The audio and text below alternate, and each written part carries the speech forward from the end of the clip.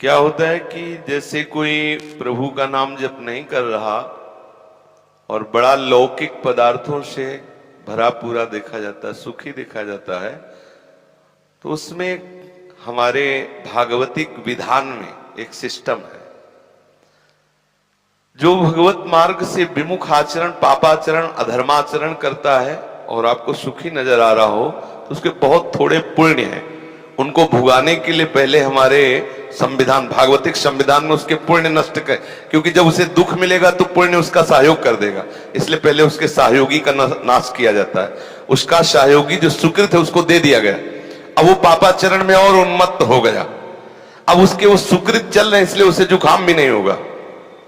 अब वो सोचता है कि कुछ नहीं, कोई निर्णय नहीं, कोई भगवान नहीं, मनमानी पापाचरण करो, खूब मौज से रहो, और वो सुकृत उसके नष्ट हो रहे हैं।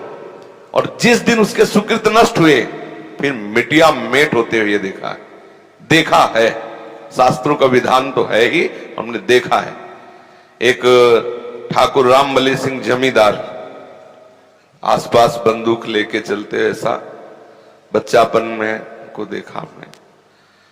वो ऐसे मतलब अपने गर्भ में रहते थे कि किसी को कुछ नहीं मानते थे। एक गरीब ब्राह्मण था जिसकी उन्होंने संपत्ति का अपहरण किया, तो वो गया और हाथ जोड़ा कि लंबरदार, गांव में ठाकुर जमींदार को ऐसे प्यार भाषा में बोले, लंबरदार आप तो राजा हो, आप तो ठाकुर हो, आप तो जमींदार हो, गरीब ब्राह्मण है, उतने से ही परिवार चलता था, आप गालियां बके।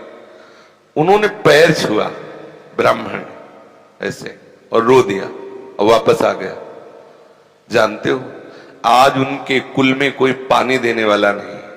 कुछ ही दिनों में बड़ा लड़का भयंकर कैंसर से बीमार हुआ, मर गया। दूसरा दिमाग खराब हो गया, तीसरे की टांग टूट गई, चौथा लेबरी करके उनको जो खवाने वाला था पीलिया हो गई। और आप अफीम के इतने नशेबाज बन गए कि धीरे धीरे सब जहां उनके आगे पीछे बंदूक लेके चलते थे वहां मक्खी उड़ाने वाला कोई नहीं रहा, और एक पशु की तरह मरे जब कोई फेंकने वाला नहीं। ऐसी स्थिति होता क्या है कि शुभ कर्म जब तक हमें वहां के हमारे भागवतिक विधान में सिस्टम है, यदि आप अधिक पाप करेंगे तो आपके जल्दी से जल्दी शुभ कर्म आपको दिए जाएंगे कि वो नष्ट हो तब तुम्हारा नाश शुरू होगा। और जब आप भागवतिक कार्य करते हैं तो देख लिया गया ना कि आप संभल रहे हो, तो आपको कोई बाधा ना पहुंचा सके, इसलिए आपके जो पाप कर्म है उनको फेंक दिया गया कि उधर से खाली करो। जो उसके शत्रु पक्ष के पाप कर्म जमा है उसको नष्ट करने के लिए उनको भेजो, क्योंकि इस समय धर्म निष्ठा में है, ये पचा जाएगा।